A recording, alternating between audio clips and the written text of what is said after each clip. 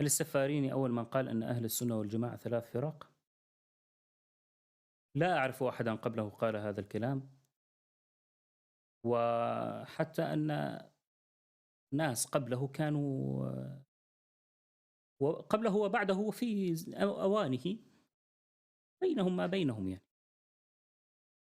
لكن السفاريني لما قال 3 فرق بعد قليل يعني بعد صفحات من هذا الكلام تجد أنه طعن بالأشعرية وقال إن قولهم في القرآن الكريم هو قول المعتزلة،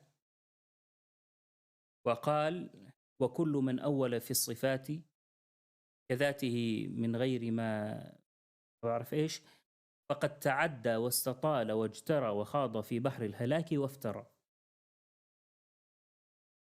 فإذا وصفهم بالتعدي والضلال والاجتراء والخوض في بحر الهلاك والافتراء، هذا كله في المؤولة اللي هم الأشعرية وغيرهم.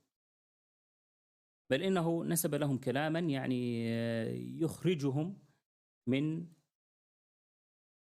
أو يجعلهم من الفرق التي تدخل جهنم. لما تكلم عن ال72 فرقة تكلم بكلام يقتضي أنهم سيدخلون جهنم. وأنا رددت على الددو الذي نشر هذه المقالة بين الناس بلا علم، رددت عليه فيها وأتيت بأقوال السفاريني يعني موثقة من كتابه، موجود هو على قناة الردود العلمية.